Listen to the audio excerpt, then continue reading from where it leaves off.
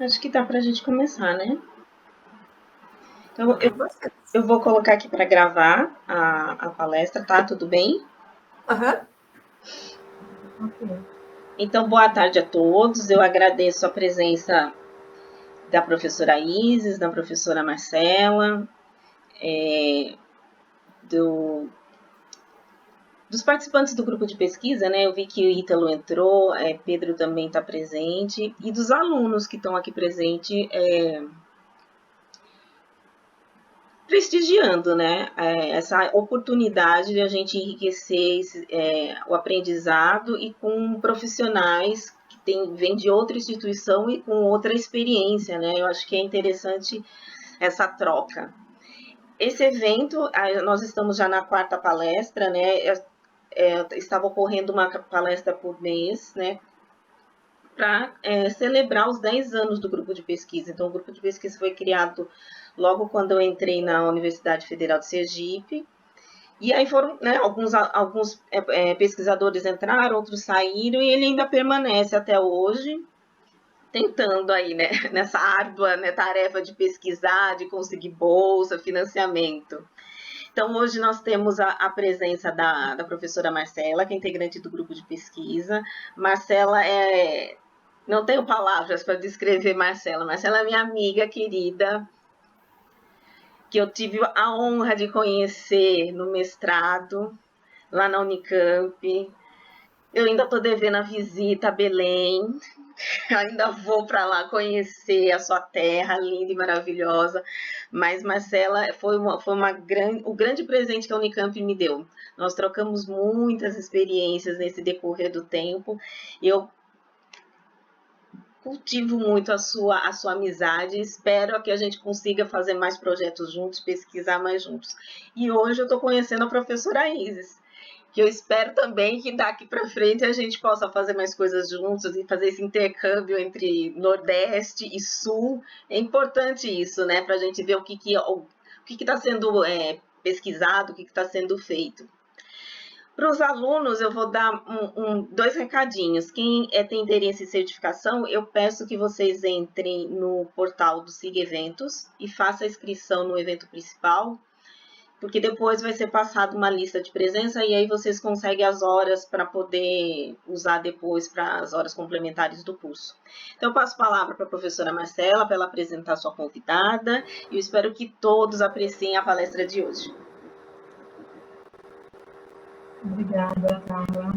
Boa tarde a todos. Primeiramente, eu gostaria de te agradecer, Karine, pelo convite, por estar mediando esse evento, em comemoração aos 10 anos de atuação do grupo de pesquisa.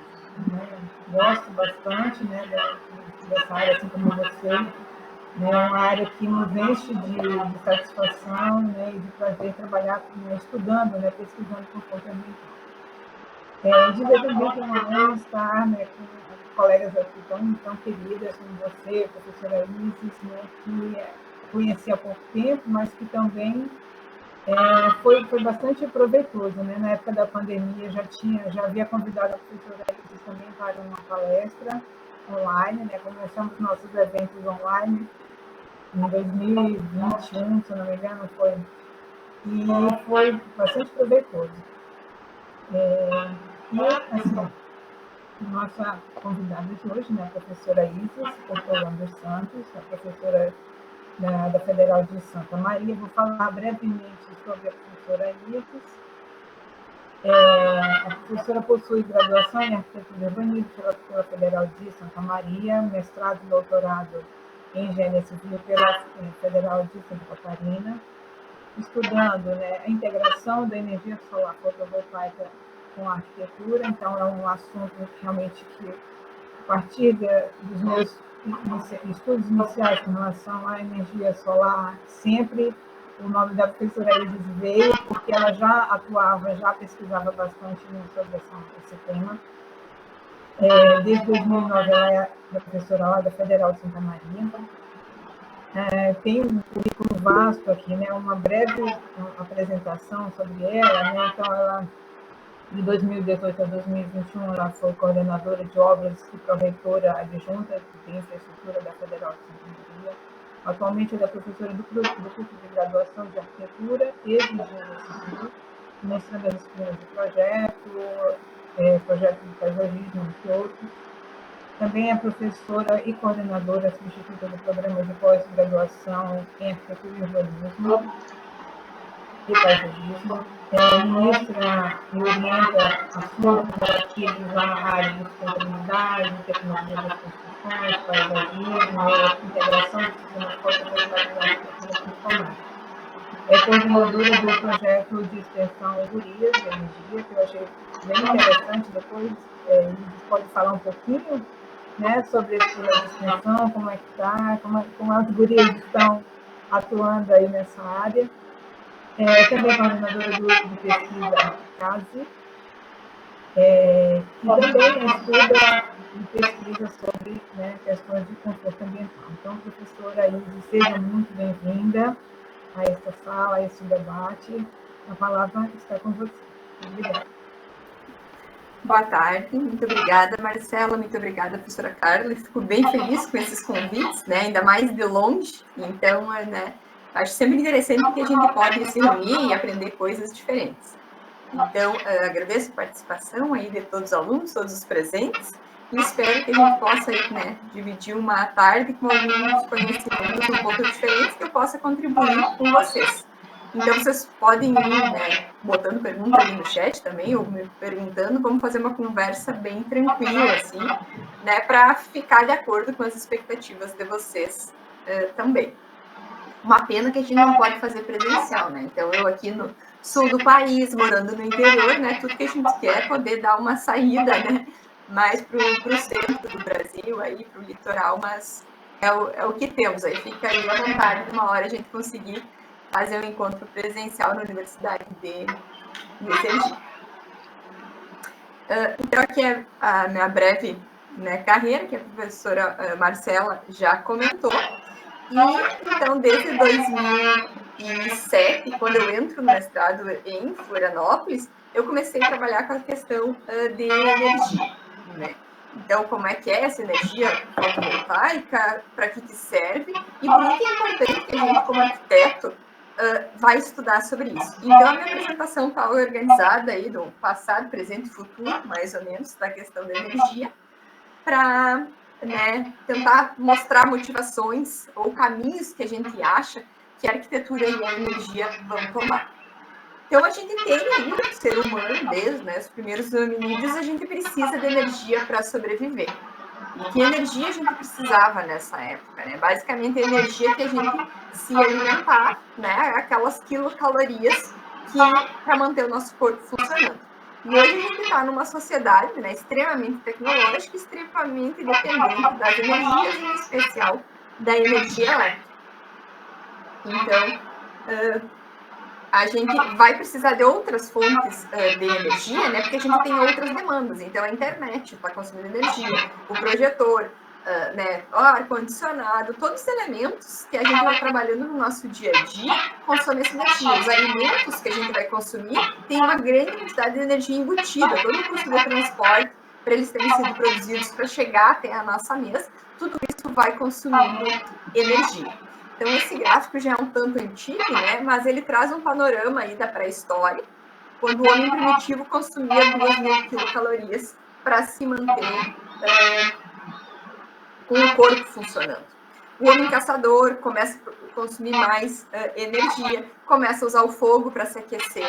Isso aumenta o consumo de energia.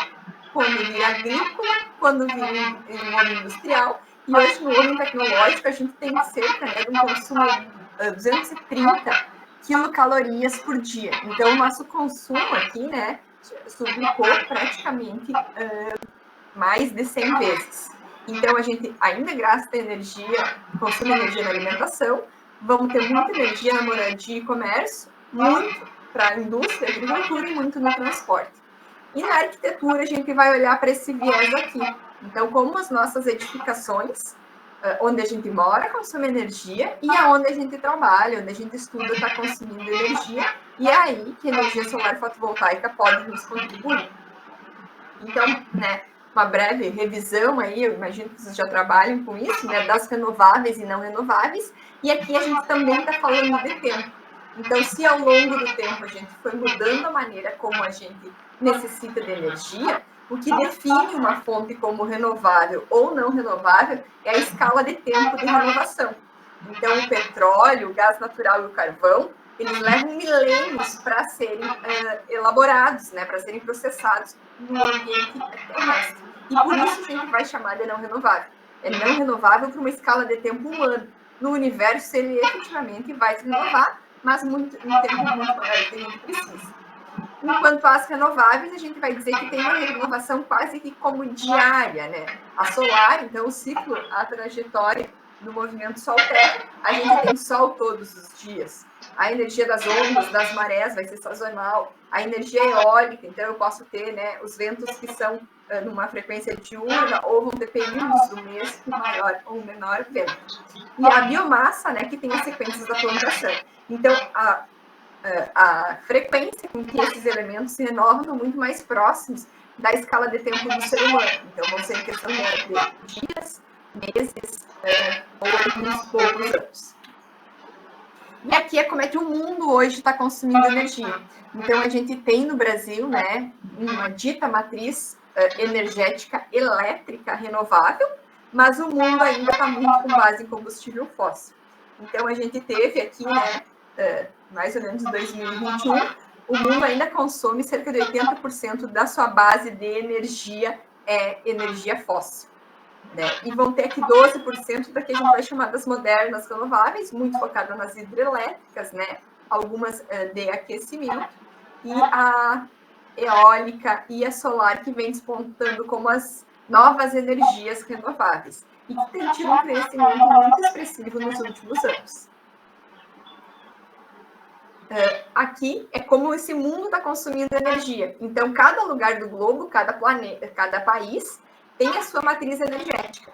E eles vão colocar nesse mapa aqui dos países, né, dos top 10, que vão ter o maior percentual de energias renováveis. E a gente tem o Brasil aqui, né, em laranja, dizendo que de 40% a 50% da nossa energia, e é total, ela é de matriz renovável. Então, a nossa matriz elétrica, ela é mais renovável ainda, a gente está, se não me engano, com uns 80%, por causa das hidrelétricas, mas a matriz de energia como um todo, principalmente considerando combustíveis e transportes, gira em torno de 40 e poucos, 50%.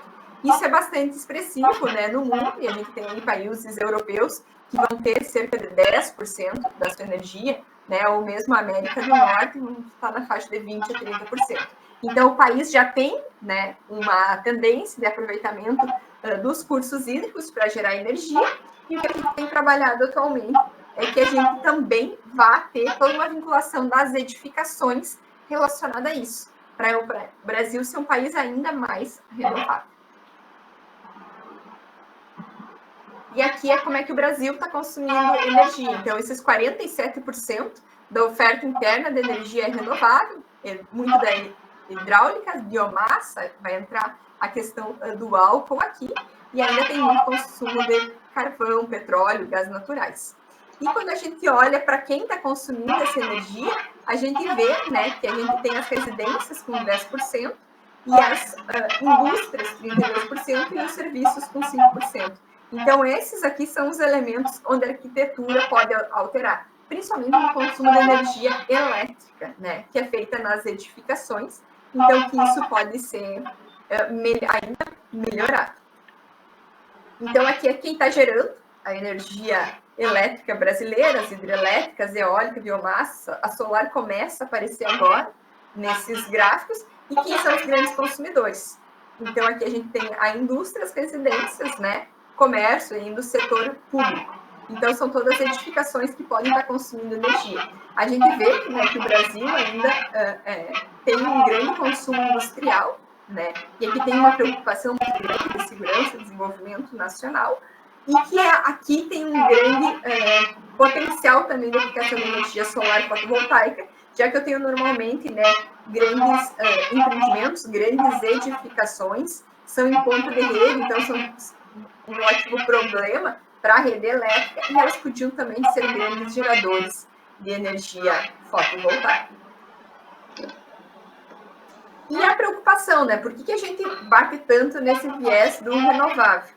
Então, né, lá desde a ECO 92 se fala em desenvolvimento sustentável e esse termo ele vai ganhando novas roupagens com o passar de cada ano, né, e das direções que a sociedade vai caminhando.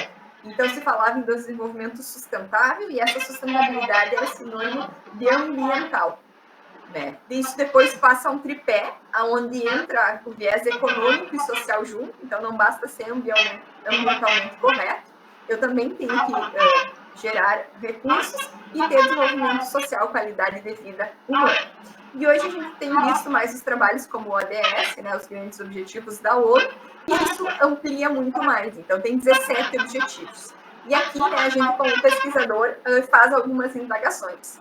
Então, aqui a preocupação era só no meio ambiente, ela passa para a economia e para o social, e agora ela abre em 17 anos. Então, a gente né, tem algumas críticas a esse modelo dos ODS, no momento que ele faz, né, uma desvinculação. Então, talvez eu possa estar trabalhando, né, só com educação de qualidade e posso abandonar os outros viés. E não é isso que a gente vê que o planeta precisa. Né? Então, a gente vai trabalhar em questões de emergência climática, de resiliência dessas edificações, aonde a gente vê, né, que sem o ambiental, os outros fatores eles não existem. Então, a gente tem alguns trabalhos sobre qualidade, sobre saúde hospitalar.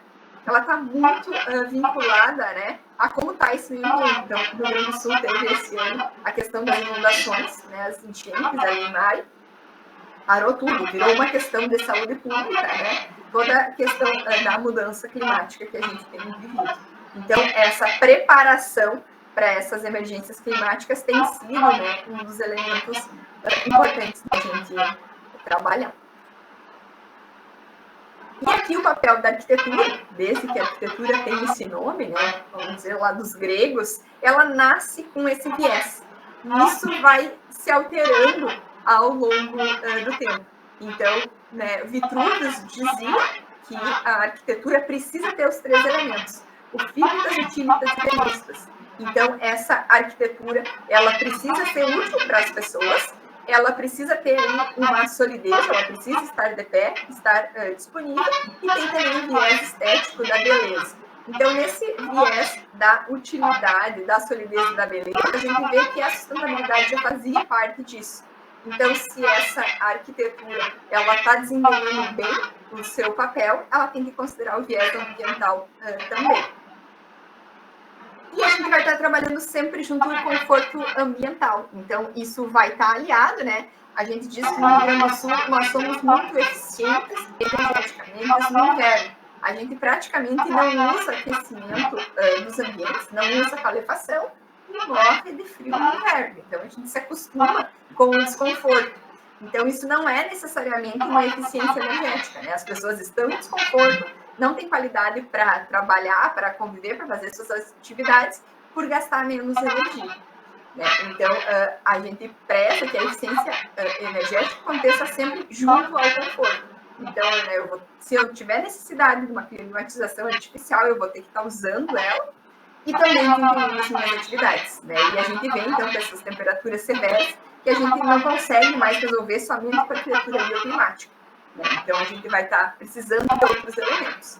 Então, para que trabalhe o conforto térmico, o conforto visual, né, vai gastar energia nessas lâmpadas, a questão do conforto acústico, e aqui vai entrar mais na quantidade de material e a qualidade do material que eu vou estar utilizando, e também as questões de qualidade do ar, né, e a gente, depois do Covid, também aprendeu a importância disso, né, dessa circulação de ar no ambiente. E esses elementos aqui vão ter todos os usos diretos da energia, né, ou usos indiretos na questão da acústica e dos materiais. E aqui, então, a gente vai pensar que nossos edifícios também têm que ser energeticamente eficientes. Ou seja, eles vão ter que garantir aquelas condições de conforto e vão ter que consumir menos energia. E a gente vai começar a usar essas estratégias bioclimáticas, né? Estratégias mais passivas, que a gente pode falar, ou estratégias mais ativas, por exemplo, a geração de energia através do sistema solar fotovoltaico. Então, a gente tem consumo aqui, né, dependendo da região do Brasil, de refrigeração dos ambientes, de aquecimento da água, de iluminação relacionado às horas de sol, do condicionamento de ar e outros elementos. Então, a gente tem hoje no Brasil um consumo principalmente de ar-condicionado, sendo um novo grande consumidor. Então, a gente tinha mais ou menos até nos anos 2000 a questão do aquecimento da água, né, da água do chuveiro, principalmente, né, do sudeste e sul do Brasil, sendo o grande vilão do uso de energia no Brasil. Mas isso vem mudando, né? Hoje em dia, e esse pico no fim da tarde, hoje ele migrou para o meio-dia. Então, o Brasil inteiro consome energia próximo ao horário do meio-dia em climatizadores de ar para fazer resfriamento. Isso para a energia fotovoltaica é um consumo muito interessante, porque é um consumo concomitante. A hora que eu gero mais energia fotovoltaica é justamente ao meio-dia, quando a gente vai dizer que o sol está a pino, quando ele está numa posição mais alta, né? E com uma maior potência de radiação solar. Então, eu vou ter o máximo de geração no momento de maior consumo, e a tecnologia solar fotovoltaica pode, então, fazer um alívio de carga desse sistema energético nacional, né, reduzindo esse pico.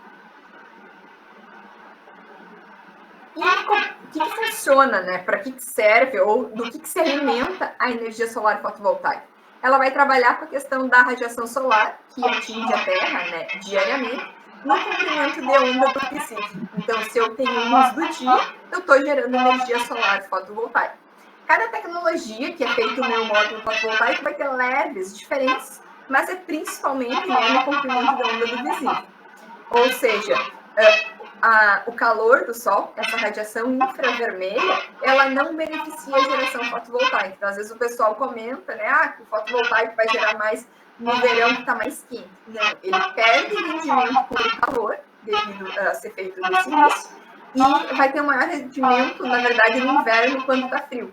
Então, ele gostaria, né, o módulo fotovoltaico, de estar exposto à radiação do sol do verão, mas à temperatura do inverno. Esse seria o ponto ótimo para ele. Então, isso a gente pode usar algumas tecnologias na edificação, como, por exemplo, fachadas ventiladas fotovoltaicas, onde eu vou usar o sistema fotovoltaico como barreira para atingir menos radiação nessa edificação, ao mesmo tempo que eu vou permitir uma ventilação posterior do módulo. Então, o módulo, podendo, ele vai preferir estar sendo ventilado para baixar a sua temperatura. O módulo fotovoltaico, ele é feito do mesmo material que o chip do computador, silício. Então, o computador tem um cooler interno, que ele não gosta de trabalhar no calor. O sistema fotovoltaico é da mesma maneira. E como é que a gente pode usar, então, a arquitetura solar? Então, tem diversas maneiras que eu vou atuar em duas frentes. Uma, tentando diminuir o meu consumo, ser mais eficiente, e outra, fazendo a minha própria geração de energia. Então, a gente vai dizer que a gente tem um uso passivo, né, da energia solar, através da arquitetura bioclimática, que é o permitir iluminação natural e aquecimento dos ambientes internos. Então, toda vez que eu uso uma vedação transparente, um vidro, uma janela, eu vou ganhar luz dentro dos edifícios e diminuir o uso das lâmpadas. Da mesma maneira, essas minhas paredes, né, sendo opacas ou transparentes, também vão acabar sendo aquecidas, e isso vai aquecer o ambiente interno. Isso não é algo que eu possa, né, controlar, ou eu posso controlar, mas eu não tenho muita escolha. Que todos os nossos ambientes acabam sendo aquecidos. Então, nós, né, estávamos comentando que em Santa Maria é muito quente no verão, a gente vai querer barrar, então, esse recebimento desse aquecimento. Enquanto no inverno, a gente está querendo que esse aquecimento entre mais nas edificações para melhorar o nosso conforto.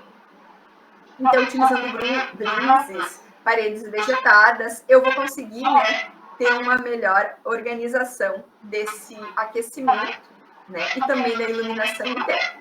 E eu posso usar sistemas ativos, que são os aquecedores solares térmicos, vinculados à instalação hidrossanitária, que vai aquecer a água das edificações. Pode ser água para banho, pode ser água para lavanderias, águas para restaurantes, águas para uso industrial, a gente consegue fazer isso.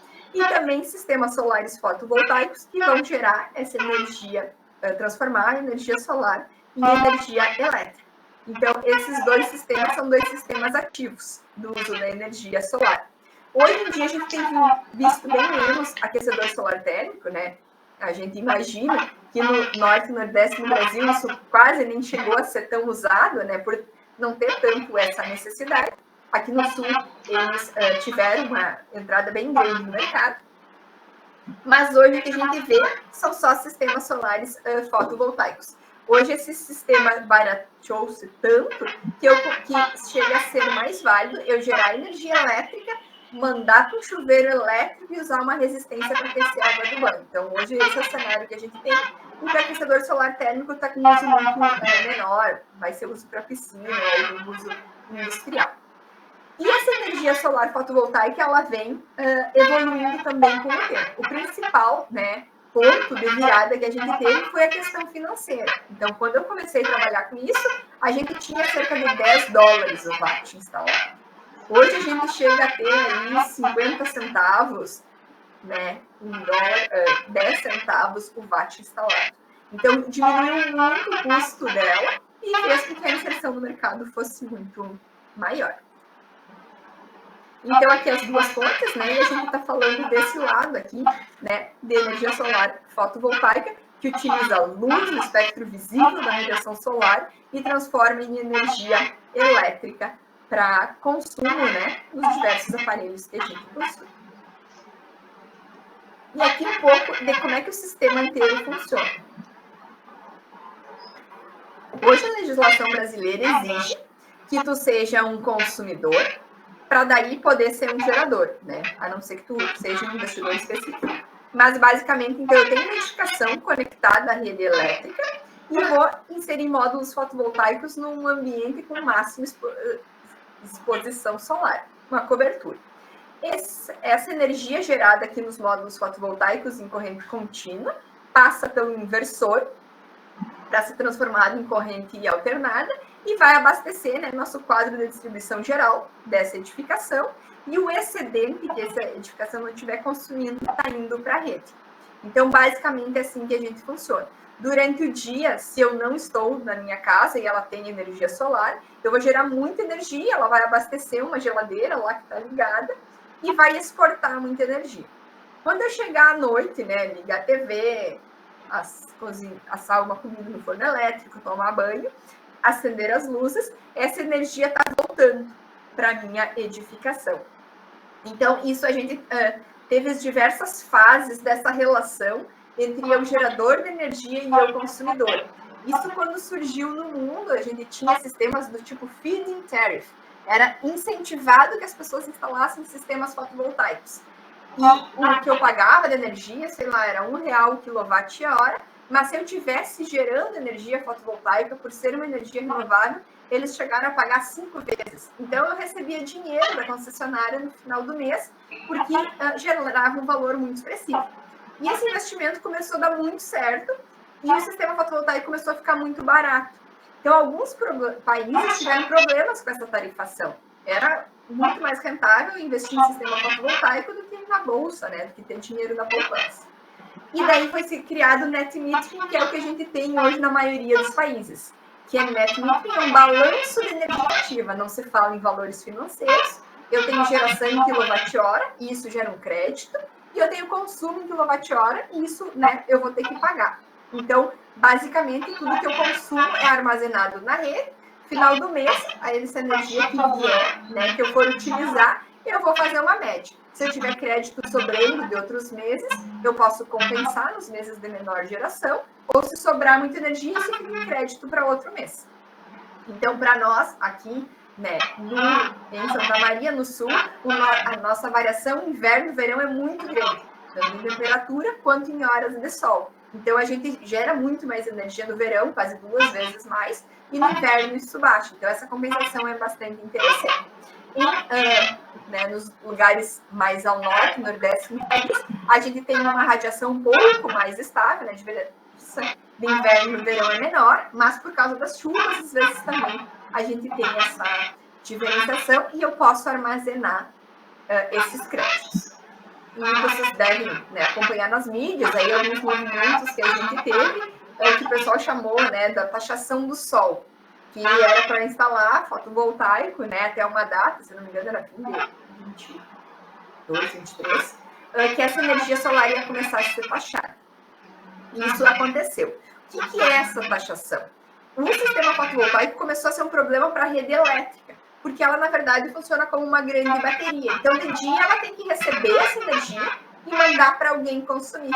E de noite, ela tem que estar gerando, né, nas nossas grandes centrais e mandando de volta. Então, esse exercício, né, esse trabalho de receber essa energia que eu gerei, mandar para algum vizinho que está consumindo, e de noite me mandar de volta, eles estão cobrando como se fosse um pedágio em cima desse valor. Então, toda a energia que eu gero na minha casa e consumo imediatamente, a rede não fica nem sabendo e não me taxa. Mas tudo que eu tiver que mandar para ela e pegar de volta, aí sim é um tipo, né, de taxação. E isso é uma coisa que está se tornando muito interessante, porque vai fazer com que se mude a maneira como eu gero energia. Hoje está todo mundo muito preocupado em gerar o máximo de energia na posição de melhor instalação, que vai gerar no máximo de meio-dia. Bom, mas se essa identificação não tem mais uso de meio-dia, será que essa é mesmo a minha melhor instalação? Ah, não, mas eu chego em casa às 5 da tarde, trabalho cedo, não sei o que, eu chego às 5 da tarde e vou consumir energia. Bom, então talvez a minha melhor posição de instalação vai ter que priorizar a geração das 5 da tarde, para que não vá para a rede e volta. Ou não, eu acordo cedo, né, sei, trabalho em casa em algum horário. Eu vou utilizar muita energia de manhã cedo. Então, talvez eu tenha que instalar na melhor posição de geração para o sol da manhã, para evitar essa, né, essa exportação de energia para a rede. Então, isso é algo que a gente imagina que deva mudar significativamente nos próximos anos.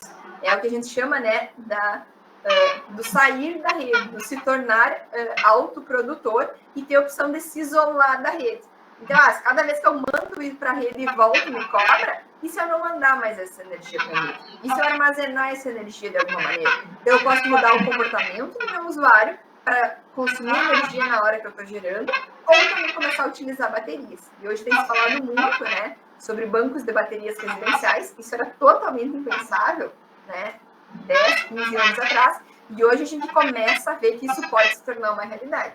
Então, a nossa arquitetura, inclusive, vai ter que ter um espaço para isso, para a gente talvez ter um banco de bateria. Vou ter carro elétrico também, então eu tenho que ter um ponto de carga. Como é que eu vou armazenar essa energia para o carro elétrico? Então, como é que vai ser dada essa relação? Então, vocês podem observar que a arquitetura, né, vem sendo impactada por todas essas questões. Aqui é um pouquinho de como é que funciona a radiação no mundo. Então, a gente tem aqui, né, o norte do globo, principalmente Europa, Ásia e a América do Norte, com valores de radiação da faixa de 3, 4 kWh por metro quadrado dia. E a gente tem o Brasil aqui, né, numa região mais amarela e laranja. Nós, em Santa Maria, aqui somos piorzinhos, a gente tem 4,8 kWh por metro quadrado dia, né? Norte e Nordeste a gente chega a ter 5,5 ou 6. Isso quer dizer o quê? O mesmo sistema fotovoltaico instalado no Brasil gera o dobro do mesmo sistema na Alemanha. Então, eles fazem coisas bastante ousadas, e é isso que eu vou mostrar para vocês na arquitetura, e estão tranquilos com aqueles 3 kWh deles gerando. E no Brasil, a gente tem algum pensamento, se não for o máximo, se não for 6, nem vale a pena instalar. Não, se a gente instala numa fachada, cai pela metade e fica igual ao melhor lugar da Alemanha, onde se instala corriqueiramente. Então, essa mudança de paradigma é o que a gente, né, tem trabalhado na divulgação. E aqui é um mapa, né, de Aracaju, aí no Sergipe, como é que funciona a radiação aí para vocês. Então, a gente tem aqui nesse ábaco o desvio azimutal, né? Esse meu sistema tem uma orientação ao norte, leste 90 graus, oeste menos 90, ou está a sul. Ou seja, para onde está caindo essa minha água de cobertura ou essa minha fachada.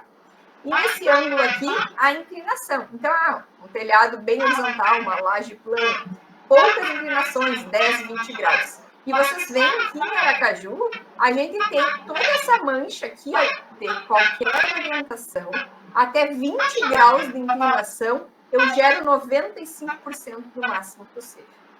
Então, não há necessidade nenhuma de eu fazer, eu chamo de instalação aranha nos prédios, né? Que é toda desengonçada em relação à cobertura para pegar a máxima geração.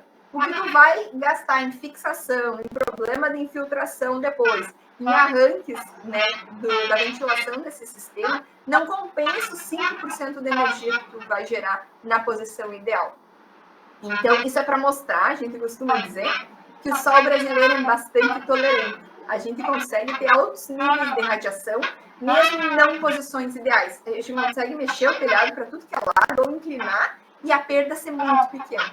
Então, o problema não é eu perder, estou gerando muito menos. O problema é eu saber quanto a menos eu estou gerando. Então, ok, a minha arquitetura vai ser priorizada e eu topo gerar 10% a menos. Isso vai aumentar o que é? Vai aumentar, talvez, né, o tempo de retorno desses sistemas. A gente vai falar em torno de 3 a 4 anos. Bom, em vez de ser 4, vai ser 4 anos e meio. Então, né, isso começa a valer a pena. Então, né, e se tiver telhados a norte, eu consigo até ter 30 graus de inclinação. E a gente tem na ponta superior aqui uma característica M desse gráfico, que mostra as fachadas fotovoltaicas. Então, as fachadas fotovoltaicas em Aracaju, uma fachada norte, vai gerar cerca de 50% do máximo. Então, vocês são exatamente o caso.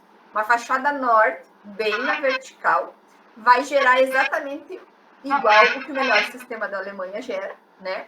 Sendo a metade, e vai dobrar o tempo de retorno para de 3 para 6 anos. Lembrando que o sistema vai funcionar por 30 anos. Né? Então, essa é a compensação. E as fachadas de vocês a leste e a oeste geram um pouquinho mais. Então, como o sol de vocês está mais a pino, toda, né, o nascer do sol, o curso do sol durante a manhã ou durante a tarde, vai fazer com que as fachadas sejam bastante iluminadas.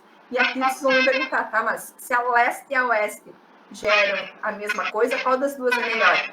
Hoje, eu digo para vocês observar o padrão de consumo desses usuários, dessa empresa, dessa edificação, desses residentes. É um povo que trabalha de manhã cedo, tem que ser na fachada leste. É um povo que trabalha de tarde, tem que ser na fachada oeste.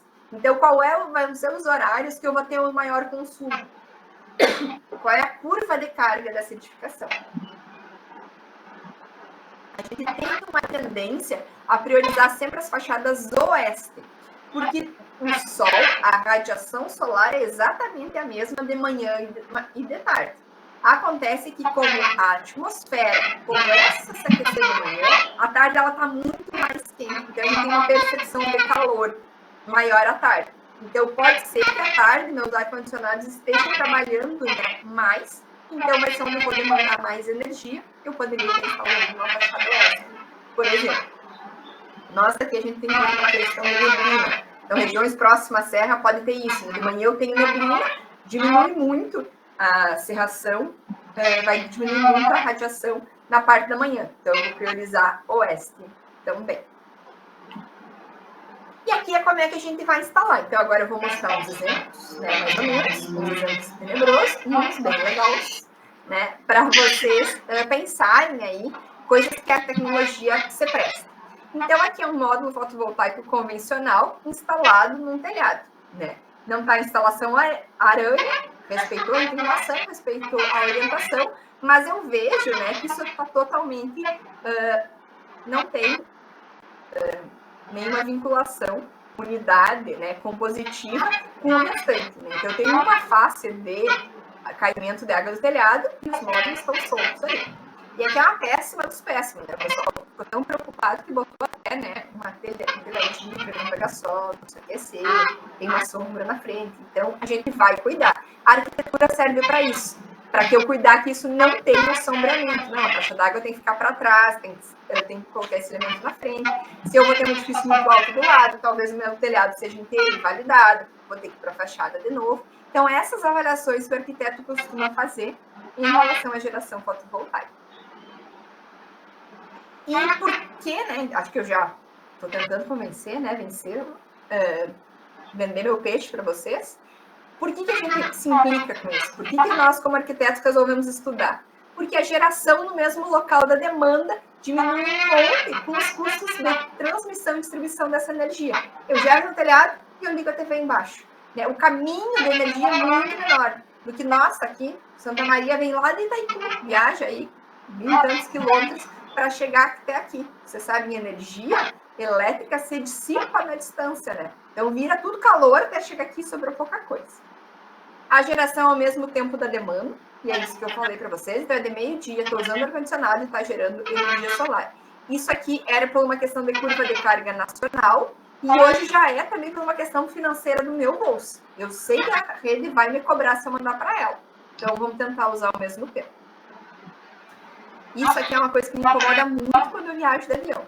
São os usos de áreas já ocupadas e reserva de áreas livres. É o desmatamento que ocorre em alguns locais, né? Encontrei a Marcela lá em Natal, chegando de avião foi um desespero. Né? Eu estou desmatando para fazer uma fazenda solar. Então, eu estou tirando uma área que estava ali minimamente preservada, tem viés da agricultura também, para deixar de produzir alimentos para produzir energia, e para fazer uma fazenda solar. Por que é que eu vou degradar um ambiente, né? No Rio Grande do Sul, aqui a gente degradou bem, inundou tudo bem. Se eu tenho um ambiente que já está degradado, que é a minha edificação. Já degradei uma vez. Tudo que eu puder botar ali em cima, meu impacto ambiental é menor do que eu começar do zero. Nossos telhados já estão altos a princípio, né? Já diminui a possibilidade de inundação também, já vai fazer um sombreamento da edificação. Então, essa é uma questão muito importante. Por que a gente, né, acha que o investimento do fotovoltaico tem que ser na arquitetura e não em fazendas solares? Minimização das perdas de transmissão e distribuição, acabei de falar para vocês. E a questão de utilizar os módulos, então, como elemento de geração, mas trazer também a questão da vedação arquitetônica. Se eu conseguir usar o módulo com o material de revestimento, o custo dele diminui, né? Não vou mais comprar lá um porcelanato bonito para botar na minha fachada. É o fotovoltaico que vai ser o revestimento da minha fachada. Então, essas questões a gente começa a trabalhar também. Hoje, o fotovoltaico aí está, sei lá, 600, 700 metros quadrados.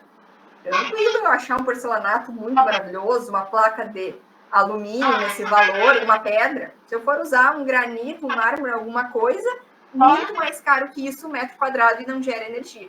Então, aquela preocupação lá, mas não gera tanto, mas está gerando. Muitos outros materiais não estão gerando nada. Então, esse custo acaba sendo diluído. E aqui é para que a gente é formado, né? O arquiteto se forma para trabalhar com o dilema de forma e função. Quanto esse meu edifício, né, tem a questão da estética que o Vitruvius falava, e quanto ele tem a função dele, da materialidade, dele estar ficando de pé e desempenhar aquilo que se quer dele, né? Então, as questões do conforto vão entrar aqui também. E agora eu vou trazer vários exemplos para vocês, de aplicações. Esse aqui, né, é um super vovô aí da energia solar e das construções sustentáveis.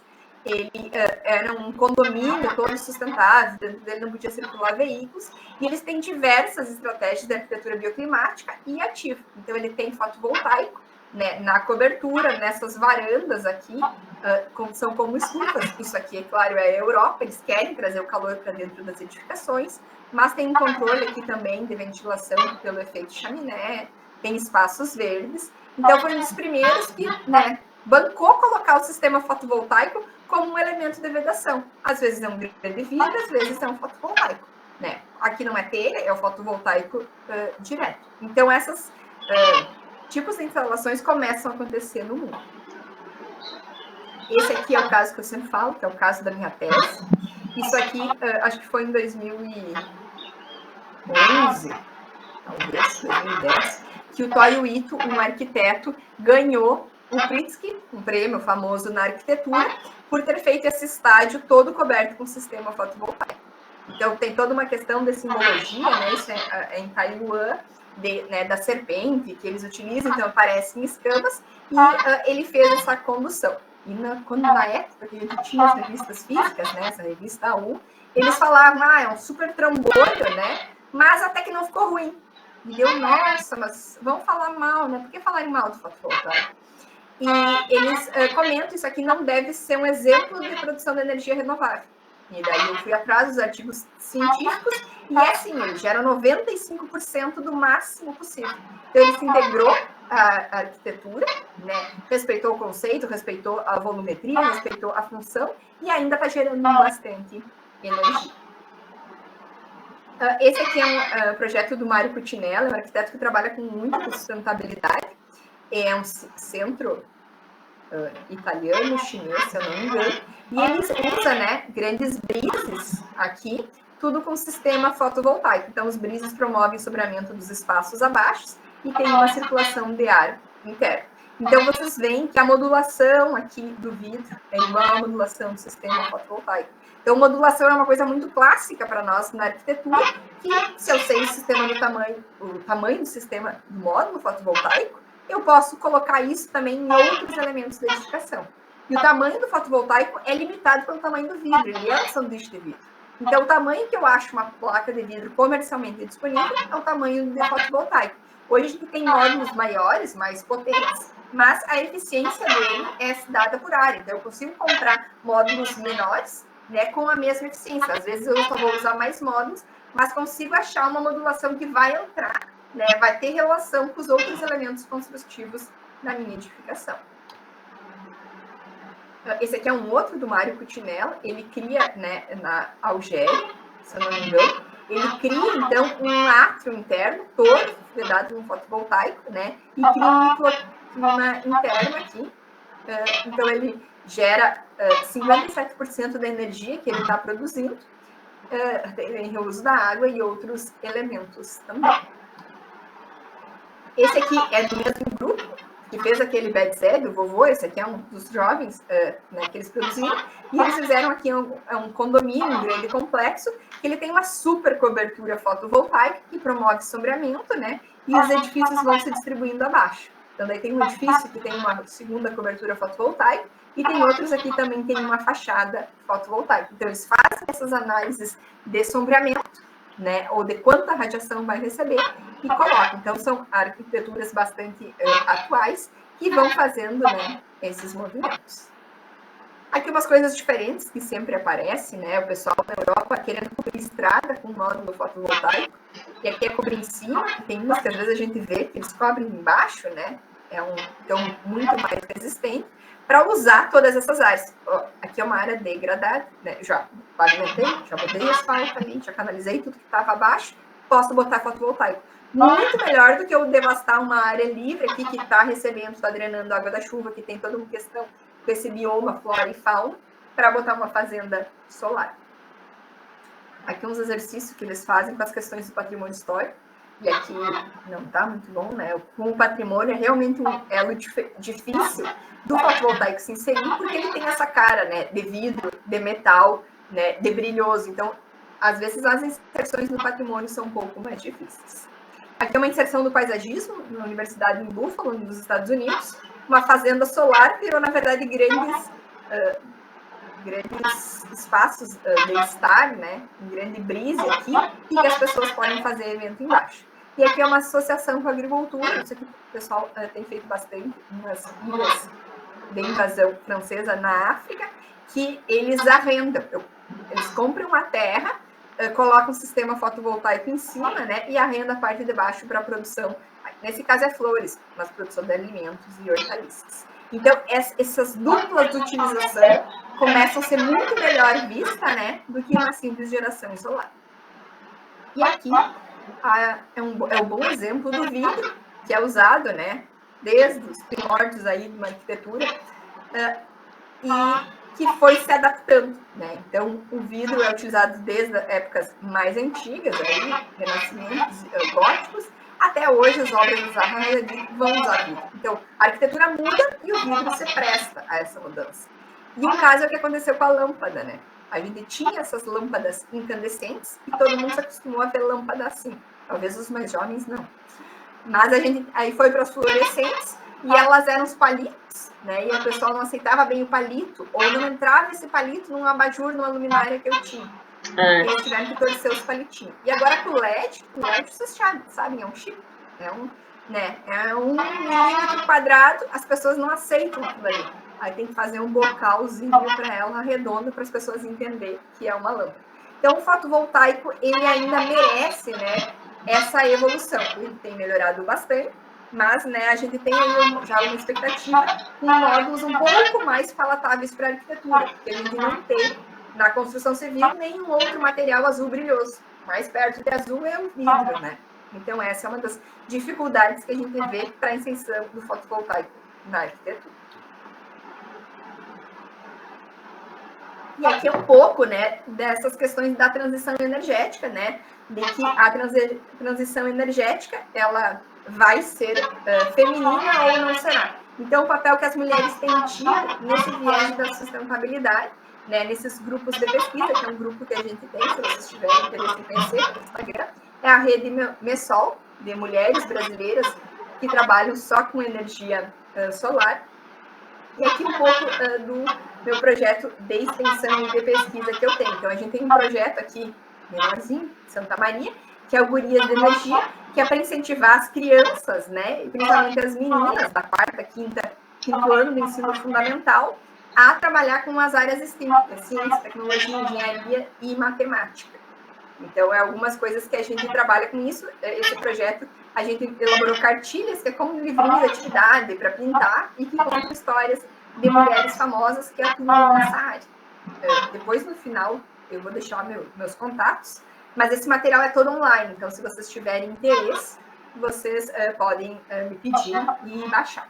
E aqui é o nosso grupo, que eu estava comentando com a professora Carla, que tem um nome muito parecido, né, com o grupo de vocês, também, né, de conforto, eficiência no ambiente construído, que é o grupo CAS, e aqui a gente tem um sistema que fez 10 anos, agora em setembro, e a gente estava fazendo uma visita de drone esse dia, para fazer uma avaliação de como é que está essa geração desse sistema fotovoltaico em Santa Maria. Então, vocês querendo nos visitar, né, já deixo o convite, se vocês quiserem vir conhecer o calor no verão e o frio no inverno, acho que talvez seja mais divertido vir ver o frio diferente. Né? A UFSM está aí de portas abertas, a gente tem um prédio específico da arquitetura e temos um programa de pós-graduação em arquitetura, urbanismo e paisagismo, e agora está entrando o design junto. Então, se vocês, né, depois de formados, quiserem vir fazer pós-graduação com nós, também estamos à disposição. Então, né, já se encaminhando mais para a parte final, é em que lugares que a gente pode botar essa energia fotovoltaica. Então, a gente pode botar desses elementos adicional na cobertura, que é a instalação mais tradicional, até como elemento adicional. Então, há uma pérgola, é o guarda-corpo, é um brise, estruturas independentes, e aqui normalmente vai botar pérgolas, né, alguns avanços da edificação. Posso colocar partes de uma face, toda uma fachada, ou outras, né? Então, aqui é um exemplo de uma integração curva, né, e de uma parede que é, né, meio parede, meio cobertura inclinada. E aqui é um exemplo de uma fachada fotovoltaica. Né? As gerações aqui são diferentes, obviamente, mas vai da intenção do projetista. Eu sei que eu vou gerar menos energia, mas o meu compromisso com a estética é mais importante. E aqui um exemplo, né, de todos os lugares, então, né, isso aqui tem também referência no final, é do grupo Solar Arquitetura da Suíça. Todos esses lugares podem ser de fotovoltaico. Observe que eles colocam até o piso de uma sacada, de uma laje impermeabilizada, eu podia ter de fotovoltaico, que vai receber bastante energia. E aqui um exemplo de módulos diferentes que a gente tem. Então, hoje a gente já tem módulos preto, todo preto, quase todo preto. Isso aqui, às vezes, é mais bem aceita, né? Por essa neutralidade. Então, preto vai ser uma cor que a gente vai utilizar na construção civil.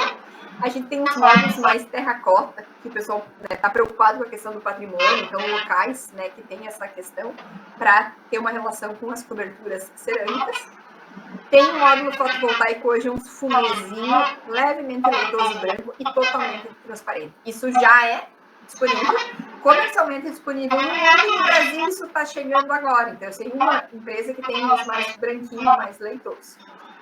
Tenho esses que têm essa aparência bem metálica, colorida, né? E tem aqui muitos estudos, no Brasil a gente tem aqui de tintura de açaí, tintura de cúrcuma, de que também são células sensibilizadas por corantes. São tecnologias novas, a eficiência é muito menor, enquanto aqui eu vou estar talvez uma quase 25% de rendimento, aqui eu vou estar com 2% de rendimento, mas elas, né, elas são como tintas, então a gente pode chegar a um momento em que eu vou pintar minha parede com uma tinta fotovoltaica, todo o meu edifício, e vou botar 2 fiozinhos, polo positivo e negativo, e isso vai estar gerando energia.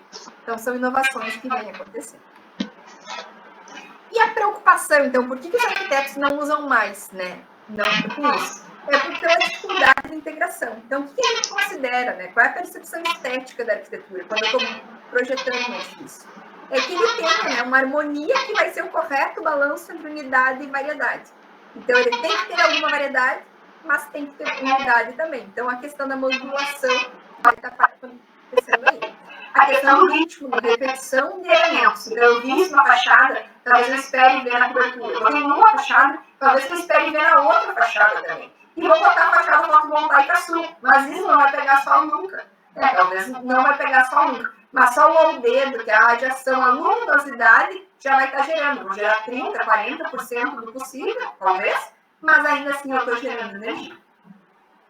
A questão do equilíbrio dessas formas, né, e da proporção para a relação humana. E aqui o fotovoltaico tem, né, a vantagem do tamanho dele ser relativo à proporção humana. Então, o fotovoltaico hoje vai ter cerca de 1 metro por 2, mais ou menos, nesse sentido. É uma proporção similar a uma esquadrilha, a um pano de vidro. Então, ele pode integrar. Então, o meu questionamento para vocês é, se até em Louvre eles conseguiram, né, fazer uma edificação nova, integrada com a edificação, né, tradicional, como é que não conseguem fazer isso com o fotovoltaico? Então, quais são as características de cor, de forma, de textura e tamanho dele que eu possa conseguir replicar nessa arquitetura? Então, se vocês observarem aqui o Louvre, né, eu tenho as coberturas aqui com um tipo de telha metálica que foram adquirindo características azuladas. E o vidro é azulado aqui. Então, né, o cérebro da gente vai ler isso, vai ver essas relações, né? Aqui, o tamanho do módulo da estrutura metálica é relacionado ao tamanho dessas janelas do Louvre. Então, o meu cérebro tende a entender, tende a achar isso mais bonito. A mesma coisa a gente pode fazer com fotovoltaico.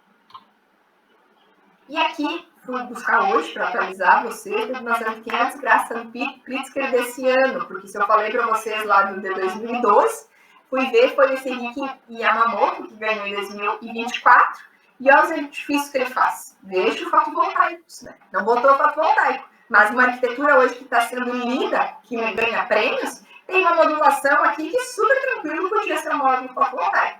E eu achei um edifício dele que sim, que usa fotovoltaico, mas usa só na cobertura. Então, é um grande edifício aqui, né, num entorno que está cheio de fotovoltaico, ele seria, então, aqui impelido a usar, talvez, mas não usou para trazer para a fachada. Então, né, fica aí o questionamento do porquê não estão usando.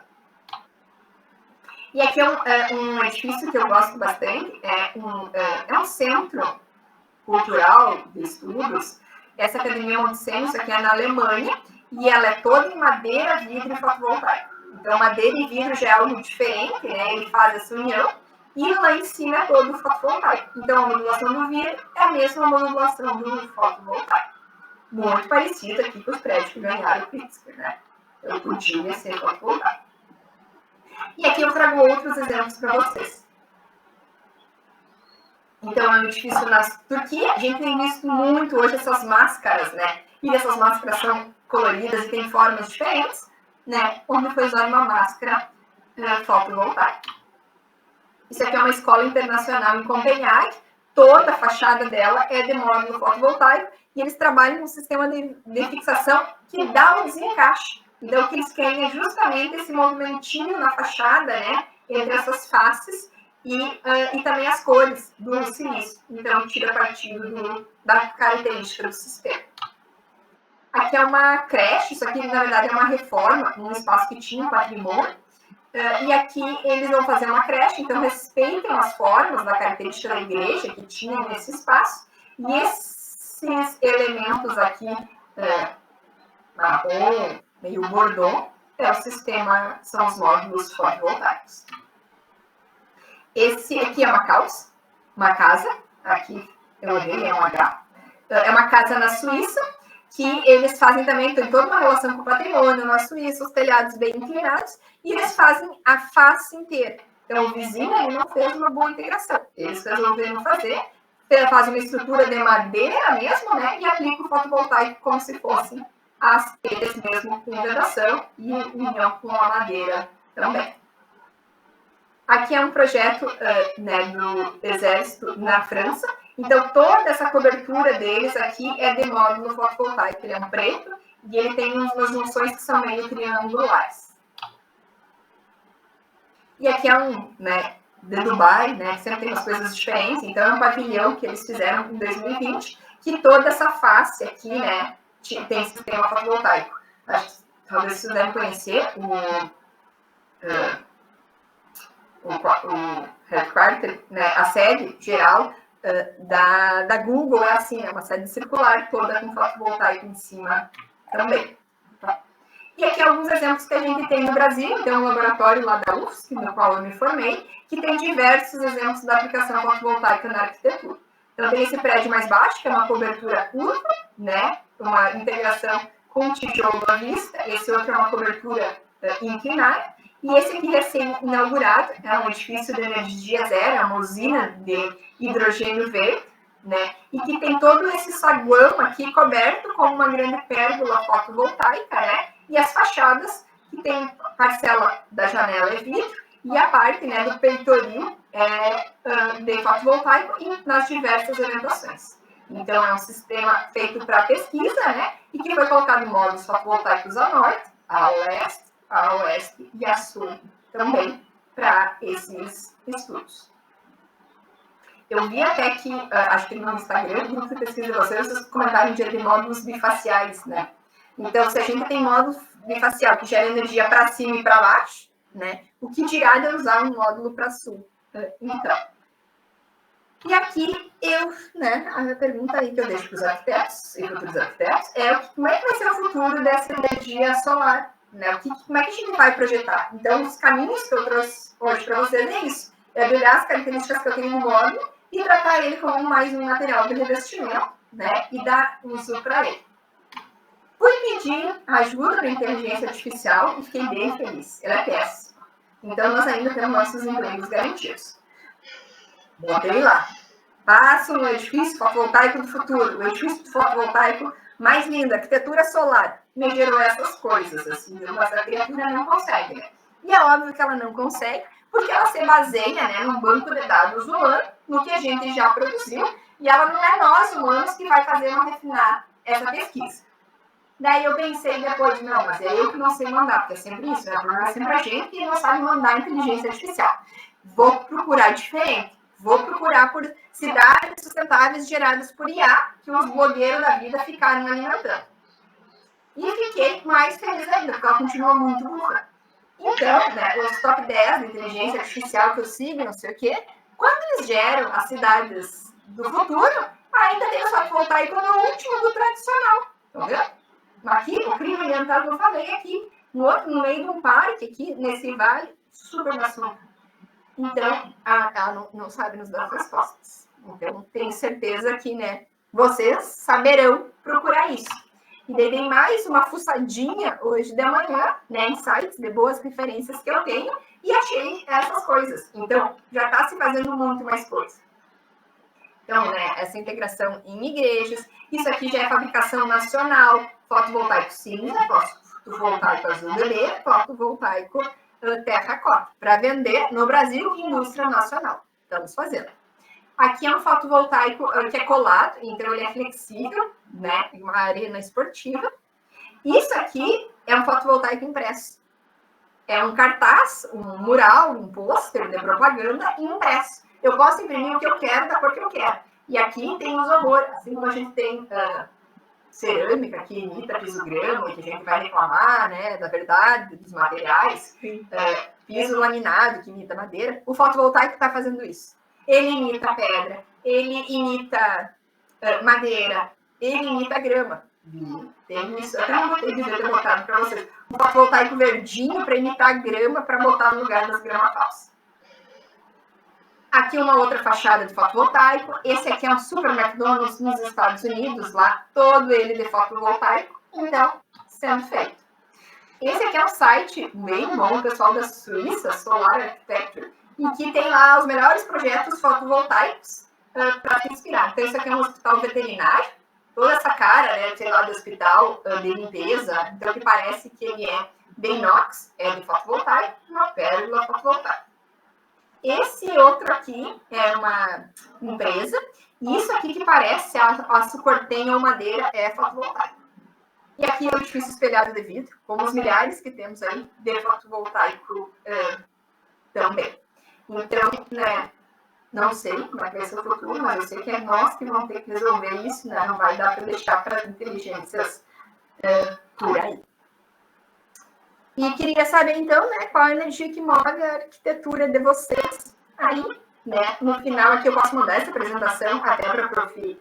Carla e para a prof. Marcela, se vocês quiserem, né, essas referências que a gente precisa, né, embasar o que a gente está falando. E eu fico à disposição, hein, também, se vocês quiserem mandar e-mail, né, seguir o Instagram, eu só falo de trabalho, né, estou aí à disposição.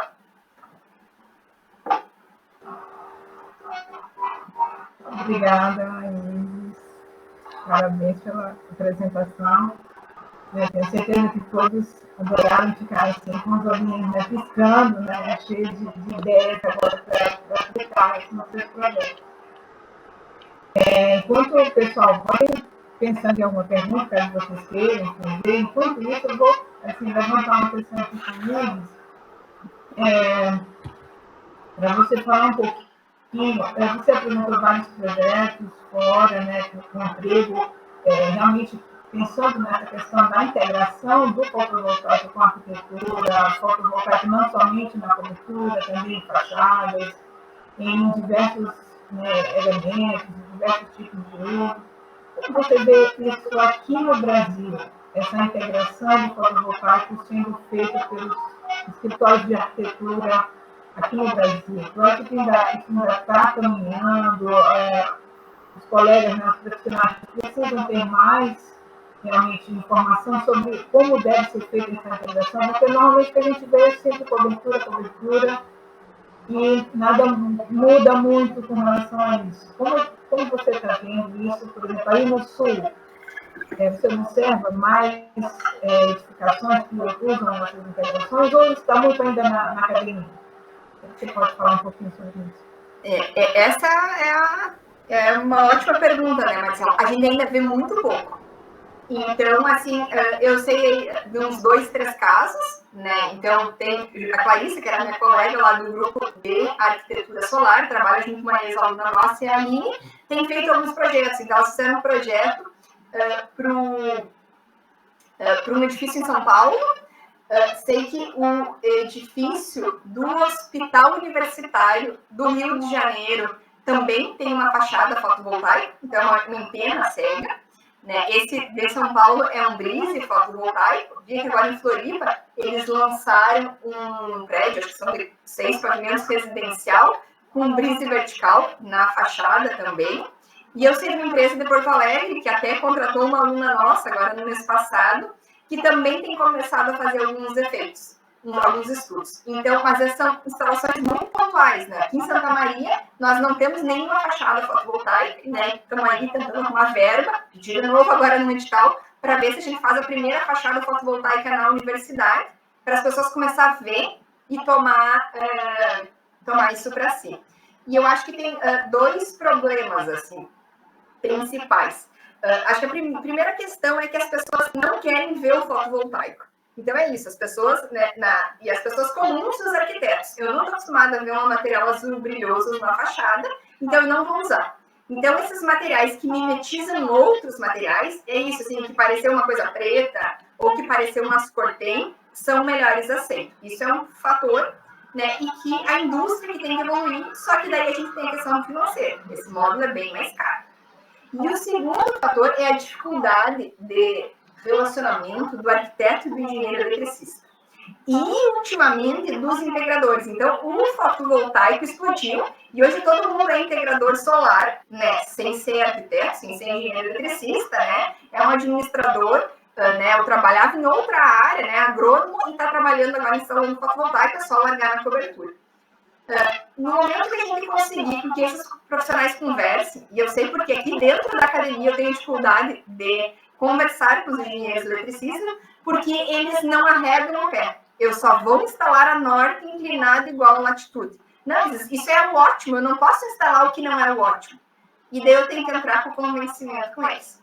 Isso é ótimo porque tu não está considerando o custo do terreno, né? Porque para fazer a fazenda, tu teve que comprar aqueles metros quadrados ali e tu vai ter perda na emissão de energia. Se nós botar no telhado da edificação que já existe, eu não estou comprando terreno. vai gerar menos, mas vai gerar 10% a menos, e essa energia vai estar imediatamente sendo usada abaixo. Ou mesmo nas fachadas.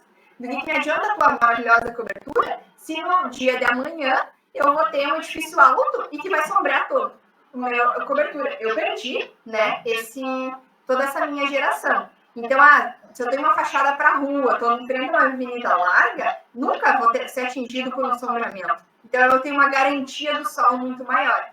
E no momento que a gente entender, né, que o fotovoltaico tem outros ganhos, que não só o elétrico, é que a gente consegue inserir eles no processo. Porque senão fica o arquiteto, eu não vou nem meter, porque isso é muito difícil, e só tem um jeito de eu colocar e tudo o resto está errado. E os engenheiros, se não for assim, eu não faço.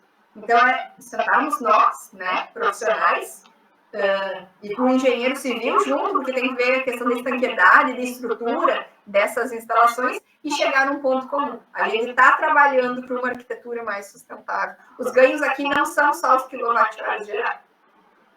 Mas a minha esperança é nos profissionais do futuro aí, que estão nos assistindo. Você falou tudo, né? Realmente é um embate aí, né? O profissional arquiteto com o engenheiro eletricista, e agora essa questão dos integradores. Muitas vezes, um tempo desse eu conheci, engenheiro veterinário, ele largou a veterinária e montou uma loja e está instalando fotovoltaico. Então, você quer conversar com o engenheiro eletricista. Não, vamos ver, não sei o que, não precisa. Pois é, né? Estão fazendo cálculo, colocando lá. E realmente, muitas vezes o cliente mesmo, ele não, no primeiro momento, ele não está tendo essa preocupação, né, com relação à integração. O arquiteto mesmo, eu acho que a partir da entrada do arquiteto, é que as empresas começaram a melhorar essa questão da tecnologia, das cores, tudo isso veio em função dessa, né, da entrada aí do arquiteto, porque todo o engenheiro civil estava resolvido, né? Quando a cobertura gera o ótimo, não está preocupado com isso, né? Então, a partir realmente da entrada dos arquitetos, né, no mundo todo, isso realmente começou a melhorar. Eu sei, entendo que esses módulos devem ser mais caros, né, quando tem uma cor diferente, tudo atualmente ainda são assim, mas a tendência é que melhore. Além da questão da eficiência também, né? No primeiro momento não deve ser tão eficiente, mas a gente tem que continuar. Achei legal também a sua pesquisa com relação a ir para a inteligência artificial, ver o que estão fazendo. Realmente faz, a inteligência artificial está fazendo, entrando em todas as áreas, né? Então, mas não substitui a nossa criatividade, né? Graças a Deus. Não, até ontem eu estava vendo que acho que Marcelo Gleiser, né, aquele cientista, estava falando que não é artificial, ela é uma inteligência humana, né? Ela se baseia em tudo que a gente produziu e tem um algoritmo que trabalha em cima disso. Mas ela é incapaz de criar algo que já não tenha sido feito, né? Ela consegue misturar coisas que a gente já fez.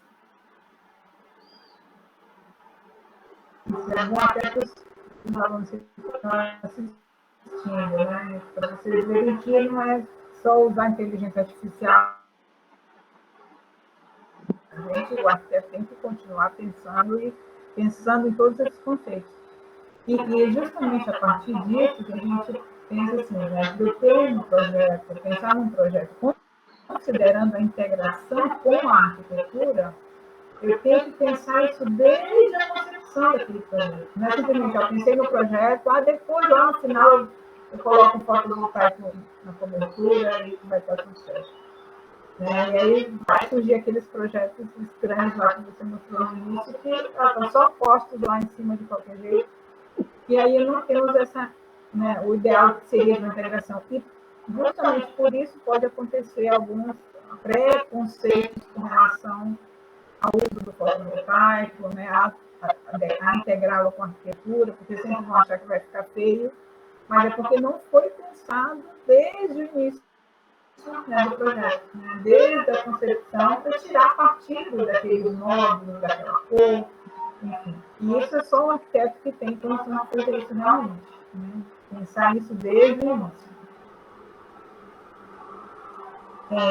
Teve uma outra que eu acharia interessante comentar um pouquinho, sobre o teu grupo de pesquisa, né, das gurias. Como é que estão, como é que está o andamento, como é que está a resposta da participação, né, das pessoas no projeto de extensão, né, que você está fazendo? Isso. A gente montou esse grupo, acho que esse é o terceiro ano de atividades dele. Eu montei ele depois de ter tido um cargo na reitoria. Passei 4 anos lá na infraestrutura da nossa universidade, né, vendo coisas, né, e porque foi a primeira mulher a chegar nesse cargo, né, e tinham muitos meus colegas, era um grupo de 40 engenheiros e arquitetas, e eu acho que tinham 6 mulheres. E a gente vê, né, na arquitetura até normalmente tem mais mulheres como alunas, né? Mas eu também dou aula para civil, lá é muito menos. Então, como é que essas coisas acontecem? Então, eu ficava bem difícil de lidar com os pares da minha idade. Eu pensei, vamos trabalhar com as crianças, então, né? Porque, né, as gerações aí, né, a gente tem alguns problemas. Então, as crianças são o futuro e elas vão ser melhor. Então, a gente começou a trabalhar nas escolas, né? Então, a gente vai e faz uma atividade, tipo, brincando da profissão, uma atividade de 1 hora. Então, vocês vão brincar de ser urbanista. E trabalha com a cidade, leva mapas e faz maquetes. Aqui elas estavam fazendo um mural de brincar de ser agrônoma com viés dos biomas brasileiros. Então, elas fizeram um mural ali, tinha junto uma horta. E daí a gente produziu essas cartilhas, elas viraram livretos, né? A gente até traduziu para o inglês e para o italiano também. E faz, então, a gente, nessas escolas, acho que foi umas 8 atividades. Daí a gente começou a trabalhar com o 2º grau, então, também, a gente fez algumas atividades, eles vêm aqui, às vezes, na UFSM, fazer visita técnica na usina solar, numa casa eficiente que a gente tem, e a gente dá uma conversada com eles, e também já fomos numa escola. Nas crianças é isso, assim, até um dia eles nos comentaram, não sei por que vocês vêm aqui falar essas coisas, é óbvio que as mulheres podem tudo. E daí nós, então tá, então não precisamos, tá ótimo, então. Mas aí os do 2º grau eu peço, levanta a mão quem vai fazer engenharia. Levanta a mão. E daí me chocou que um guri, né, e só de 30, só vai sair um engenheiro, o que vocês vão fazer? O mundo vai parar sem engenheiro e arquiteto é 0, né? O mundo vai parar sem arquiteto e engenheiro. Então eles só querem direito, medicina e psicologia. E a gente questiona, então com eles a gente não leva as cartinhas, a gente tem feito todas as atividades vinculadas ao ritmo circadiano, questões de imunotécnica, mais questões de conforto. Então, agora que vocês estão estudando para o vestibular, para o Enem, tem muita pressão, vocês têm que cuidar das horas do sol, se expor ao sol, dormir, essas coisas assim. E nos espantou muito a baixa procura pelas carreiras de STEAM como um todo, assim. E daí, de boa notícia que tem, nós estamos aí, continuamos trabalhando, e agora a gente fechou um grupo, ganhamos 2 editais do CNPq. Saiu um edital muito grande de meninas na ciência, então a UFSM ganhou uma parcela com as professoras da engenharia, eu tenho alguma participação, e daí eu, junto com a Aline Pô da URGS e a professora Michele Fossati da UFS, que nós ganhamos um edital interinstitucional. Então vão ser 3 anos de trabalho, para incentivar meninas na ciência. Então, vai ter bolsa para as meninas do 8º e do 9º ano, e nós vamos trabalhar, então, 3 anos com ela sobre divulgação científica, sobre essas carreiras, né, na área da STEAM, nas áreas da transição energética. Então, hoje nós estamos fazendo reunião, vai ser um projeto gigante, que a gente, né, nem sabe como é que vai dar conta. Nós estamos aí. Que legal, parabéns mesmo pela iniciativa, né, pelo trabalho. Depois, né, atualiza, conta pra gente como tá, né, o andamento. Não, pode deixar no próximo CBENS, aí a gente se encontra, né? Tá bom. Já vai ter produção, né? Não, vamos ter que produzir agora com esse monte de coisa que vai vir, né? Vamos ter que baixar a cabeça e trabalhar, né? E também já convidando vocês a participar. A gente provavelmente vai ter algumas atividades remotas, e daí eu divulgo para Marcelo e Carla, até porque também a gente vai montar um sistema de mentoria para as alunas. Então, algumas das alunas dessas áreas têm dificuldade de ficar os 5 anos. E daí a gente vai fazer um cadastramento de profissionais, de professoras, né, do Brasil inteiro, que pudessem fazer algum tipo de mentorias também. Então, com certeza, eu vou precisar de bastante ajuda.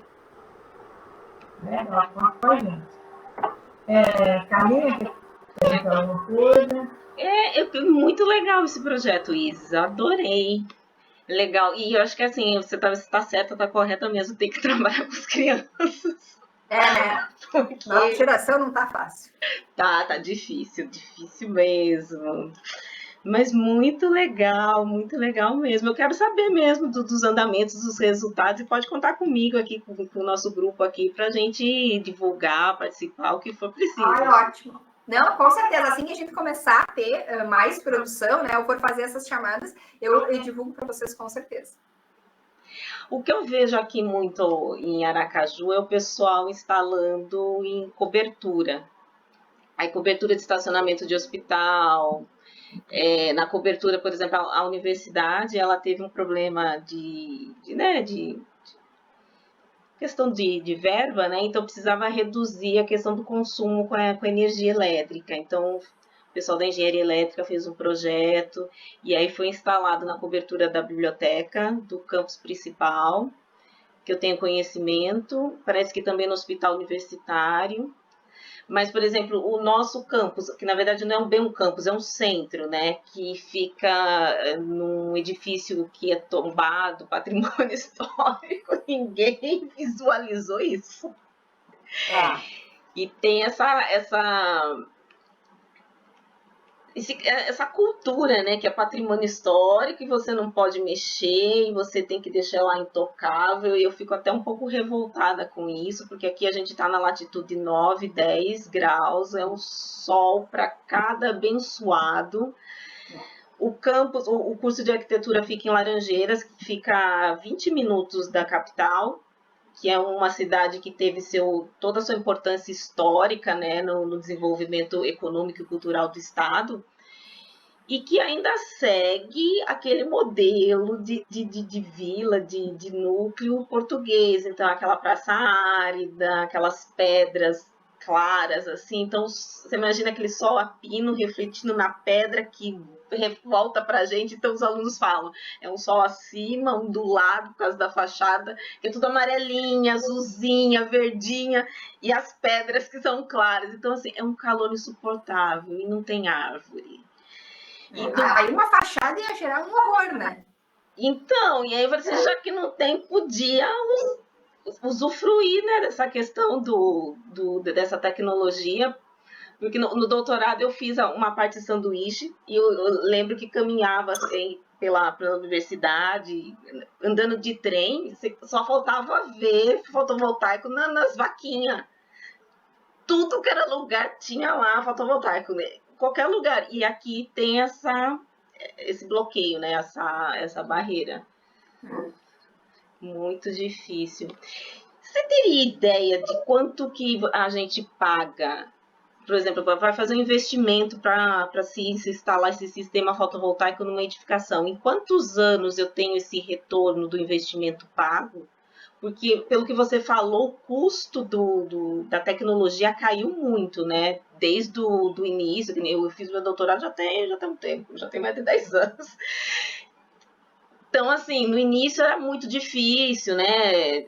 De chegar aqui. Agora você falou que tem novas tecnologias chegando. Eu ouvi falar de pintura, eu fiquei maravilhada. Tem pintura, tem colorido, tem estampado.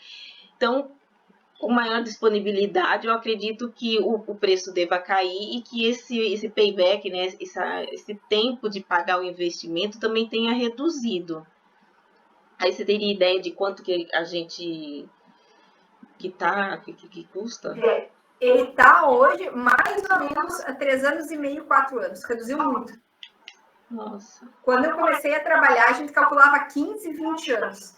Para ele durar 30. Então, ele ia ter dar lucro durante 10 anos, 15 no máximo. E agora a gente está aí com 3 anos e meio, 4. Então, ele vai te dar 25, 26 anos de lucro depois.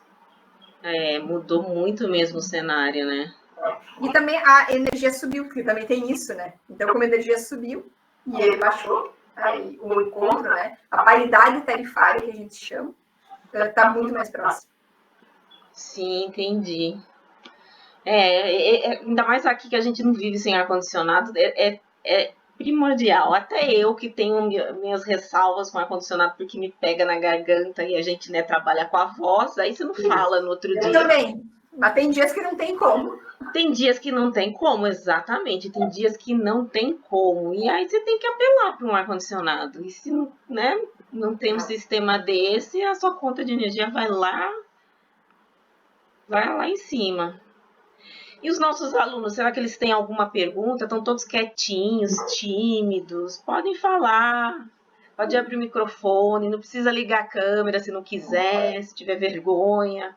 Aproveitem, porque assim, eu fazia pesquisa, né, na área de resfriamento passivo, com coberturas, que foi o tema do meu doutorado, e aí depois, quando você começa a trabalhar, que eu comecei a trabalhar aqui, você acaba direcionando as suas pesquisas para produzir aula, né? Exato, exato. Eu fico até um pouco frustrada que você perde aquele gás que você tinha para pesquisa dos temas que a gente gosta, que a gente tem aquela paixãozinha, porque você está sempre assim, produzindo seminário para tal evento, produzindo uma aula para tal disciplina, aí você vê que aquilo não deu certo, você está refazendo aula e você vai largando aquelas paixões que a gente gostava de pesquisar enquanto estava na academia, né, como aluno, acaba deixando de lado. Então, assim, a sua pesquisa me trouxe muita informação que eu estava defasada há muito tempo. E aí eu queria ver se esses alunos, se eles têm alguma questão, tem alguma pergunta, para a gente poder passar a lista e depois encerrar.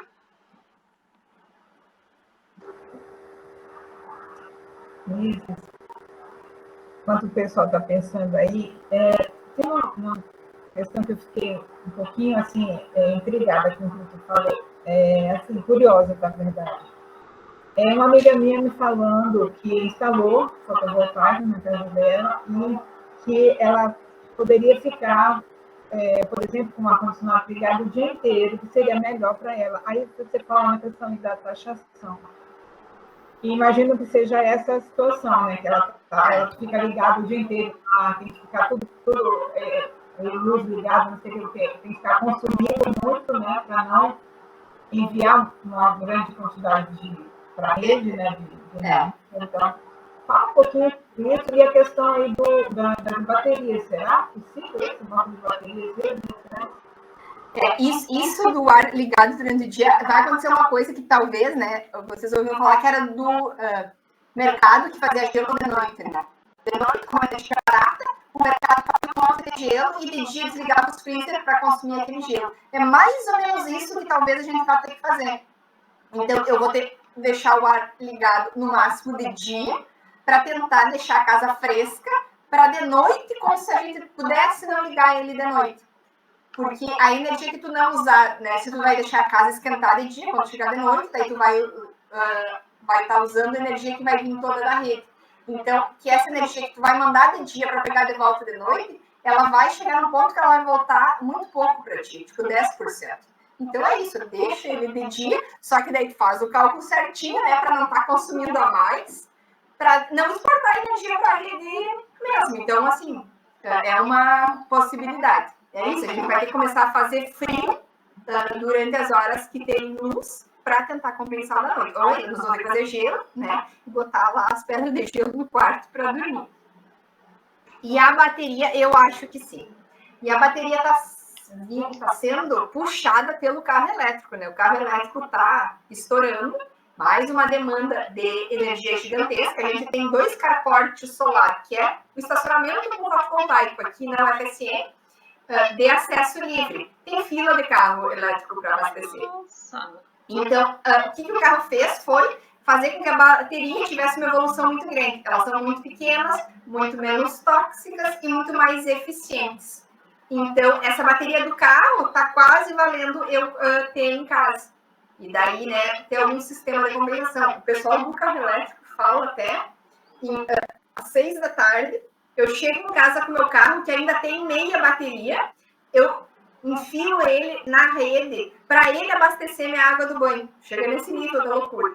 Então, que daí, à tardinha, eu podia, então, em vez de consumir energia da rede, pego essa energia de volta da bateria, né, e vou consumir ela. E daí, carrego, de alguma maneira, esse meu carro elétrico, ou com energia da madrugada, que é muito mais barata, ou com energia de bateria. Então, os prédios lá do fotovoltaica UFSC já tem banco de bateria, e a gente acha que sim, que a gente está caminhando para esse sistema isolado, né? Eu tenho uma conexão à rede, mas é uma chave, faca lá, bem clara, que eu vou e me desligo da rede, enquanto eu aguentar, eu fico fora dela. Só me ligo, né, muitos dias chovendo, alguma coisa assim. Mas a gente vai ter... Então, eu acredito que isso aí vai acontecer. De qualquer forma, a gente precisa da parceria do engenheiro eletricista, né? Fico no mecânico, eu ia trocar o mecânico agora. Mecânico, civil, a gente tem que trabalhar com essa integração aí, interdisciplinaridade, na verdade, com os colegas, com as outras áreas, não tem jeito. Aqui, na maior parte do Pará também, a gente tem altitudes baixas, né? Aracaju está em 9, até no sul do Pará, né, gira em torno de 9 graus também a altitude. Então, nós temos muito sol, como você falou, né? Na verdade, o Brasil tem bastante sol, em compensação, temperaturas elevadas.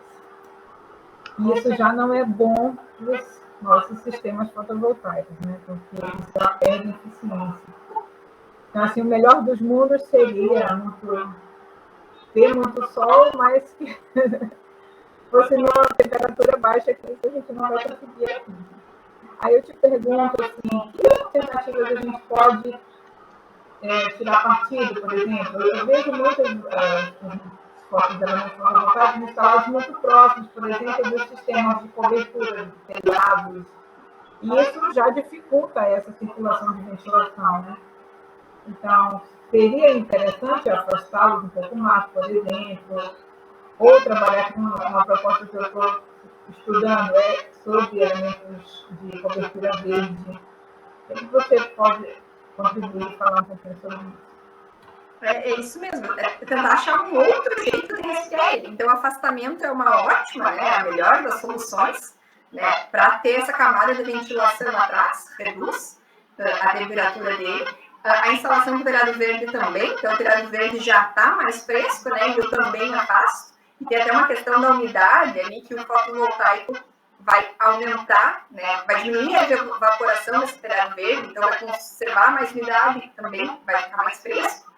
E, então, eu acho que é nesses dois sentidos. Aí. Tem alguns estudos que usam a parte posterior para circular a água, para aquecer a água, né? Tem estudos que põem ventilador no fotovoltaico, mas essas são mais bem no campo de estudo, né? Não vejo como usuais e factíveis, assim. E nesse caso dos bifaciais, eles não seria interessante usar coberturas assim, né? Os bifaciais seriam mais para áreas de rampas, fachadas, talvez. O bifacial é mais isso, é para esse carpóreo solar e para pérgolas, que eu vou ter um afastamento maior, né? Vou ter aí 2, 3 vezes, né? E daí o pessoal vai trabalhar, eu sei que os carpórtios lá no fotovoltaico, uns que trabalharam com uma pedra, né? Um pedrisco nesse estacionamento bem claro, ou os pisos intertravados de concreto, bem claro, para ele refletir essa iluminação.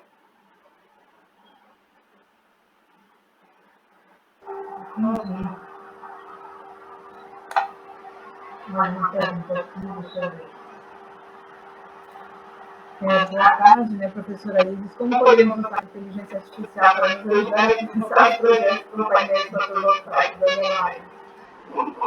Ótima pergunta, Thiago. Eu acho que tem que usar a inteligência artificial como software de simulação, não como gerador de imagem.